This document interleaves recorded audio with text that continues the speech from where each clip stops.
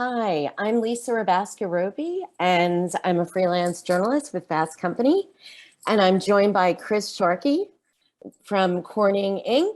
and Alessandra Lezama from TOOTRiS. And I'm going to jump right into the conversation about childcare.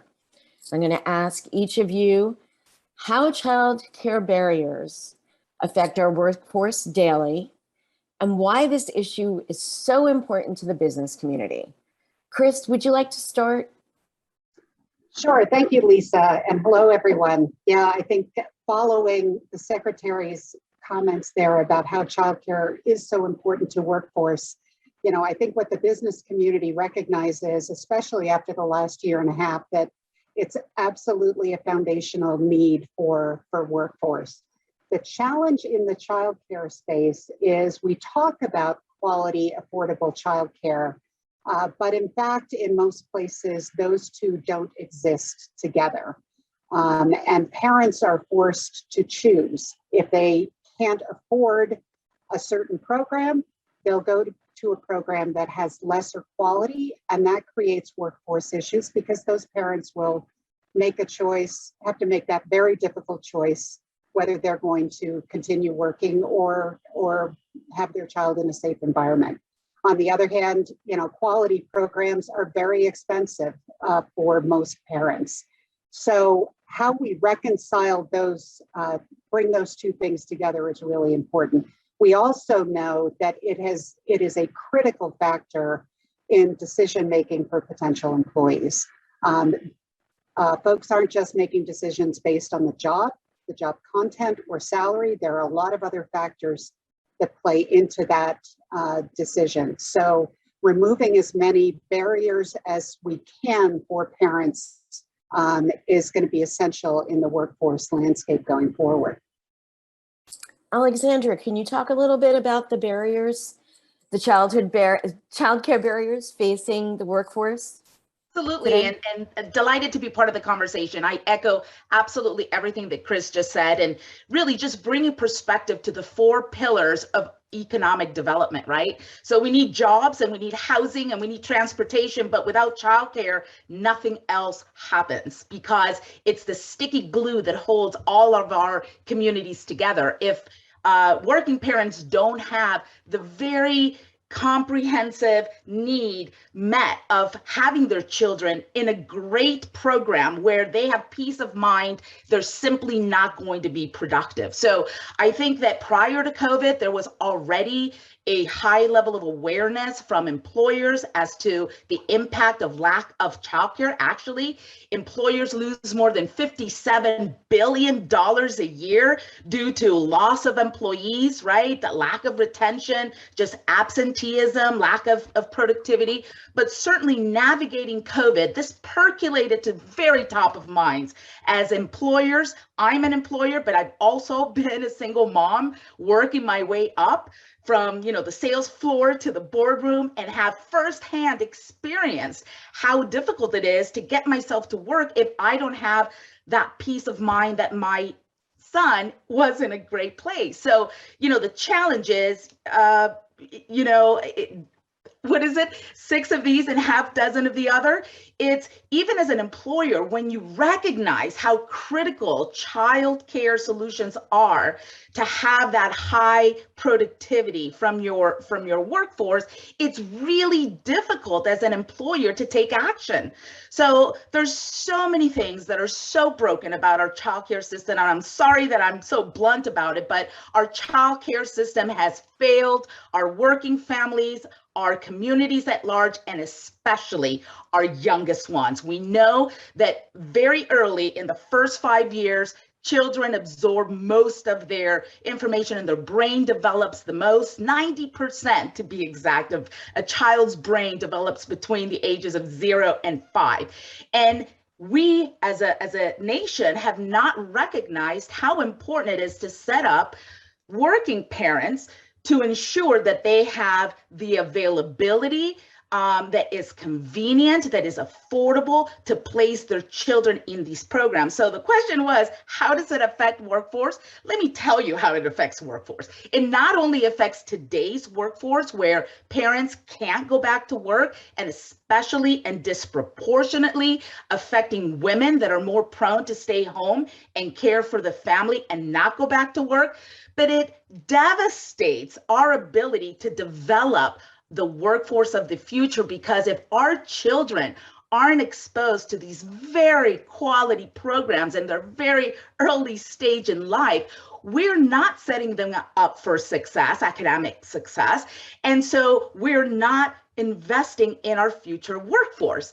It's all a snowball effect. I like to reference. One thing just leads and compounds into the other. So I truly believe that if there is a silver lining to having navigated COVID and the devastation of so many working parents having to, lock down and figure out how they were going to reinvent their, their work and their lives. The one thing that has come out of this is that employers recognize that if there isn't a solid family unit and solution to their workforce, they're not going to be recovering at the pace that we need. So more and more employers are willing to raise their hand and say, I recognize that childcare is not just a family issue. It's a business issue, and how can I help? And I think that the time is now, and there's many different ways in which employers can contribute, because we can't just expect federal government to solve a problem with, subsidies. That is certainly a great component of it, but there's a lot of other underlying issues that we have to solve in order for everyone to leverage from a well-established, well-thought-out, visionary childcare system into the future. So Chris, could you tell us about what your company has done? You're one of those companies that has, in fact, done some innovative things. So can you tell us what it took to create Corning Enterprises childcare portfolio? What kind of buy-in did it take? What type of investment did you have to get from the company for that to happen? Yeah, so we've had an interesting journey on the childcare front. It actually started 40 years ago, and it started at the very top with our chief executive officer, the late Amo Houghton Jr., realizing that we would never attract women to come work in rural upstate New York without quality childcare. Since then, we've invested in 2 purpose-built centers, and then we subsidized programs to the tune of 25 to 30% of their operating costs, because we've recognized that that's the gap that Alessandra was talking about, which is that creates the program that you feel safe leaving your child there and you can bring your whole self to work. With that said, our world was rocked just like every other business on this call in March of last year when everyone went home. And we did a survey shortly after the pandemic sent us all home and said, what did working parents need? And that was a very interesting survey that came back that said, number one, working parents, women or men, need flexibility. And that is something that is going to continue as we come out of this pandemic and into the future. And flexibility means not just the ability to work at home, but be equipped at home as well. Businesses need to make the investment in technology so that people can stay fully connected there. The other thing we put in place, we're a manufacturing company. We had folks that could not work from home. And so we set up used one of our office buildings, turned it into a virtual learning support center where parents could come drop their kids off into a safe environment, safe supervised environment while they went to work and then pick them up at the end of the day. But, our journey going forward is going to be like many other regions of this country. We need more infant and toddler care. There's no question about it. That is going to be a huge advantage to companies that get out ahead of this and find ways to either incent additional care or help fund training for more family daycare providers. But without an expansion of infant and toddler care, it's going to be a real challenge.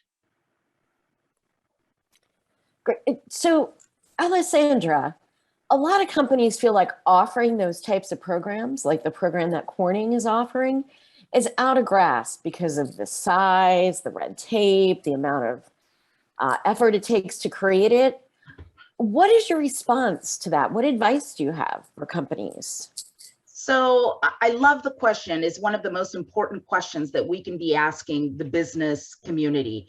If now they've recognized that family support services are very important for the workforce, what resources are we making available to them to help them provide those? And I could tell you that both my experience as a working mom, having had all the difficulty in finding the right childcare for my son and then affording that childcare, when I became a CEO and I had the opportunity to step in and provide these kind of solutions for my working parents, I found that the challenge as an employer was perhaps even bigger in that, your insurance company may not approve it, or your premiums go way up, and or your board of directors may not want to vote in support of an initiative of this magnitude due to liabilities, or simply the business doesn't have the resources at the HR level to manage and contract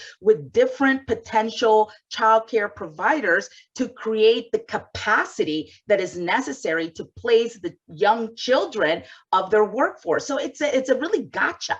And so when I founded TOOTRiS, I envisioned a solution whereby we could incorporate all of the different stakeholders, all of those providers that, whether they serve parents in a center-based program that have childcare slots of over 100, or those beautiful, super nurturing, warm, smaller programs in a childcare home, what we call a family childcare home and program, whereby they could all have a product, a platform where they could incorporate all of the program distinctions that are unique to them and make those readily available in real time to parents that are looking to place those children, and in turn providing this platform to employers. So as opposed to them having to think about on-site childcare programs, which is a huge burden on many employers, but even those, that small 7% of employers, of which 15% are in the top 100 corporations across the nation that do provide some sort of on-site childcare program for the workforce, they've got deep pockets, and perhaps they own their own real estate, and so they can do that. But even then, the capacity planning of those slots, and especially going back to what Chris said, whether it's an infant or a toddler or a pre-K age child, right? They don't always have enough capacity for the demand of their workforce. So going back to the type of solution that employers can access today is a technology platform that allows them to tap into hundreds of thousands of different programs that have availability as of when their workforce needs it. And here's the catch.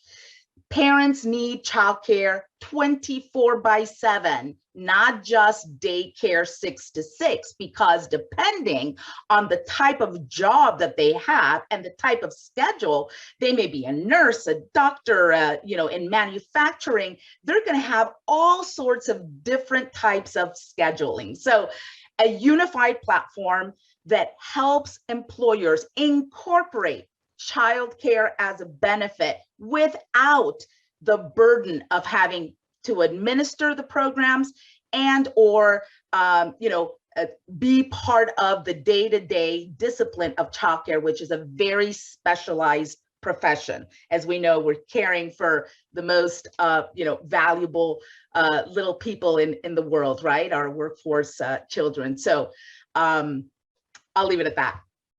Chris, any final thoughts about what employers could be doing or should be doing? Yeah, You have I just think, a few seconds. yep. And I think Alessandra is exactly right.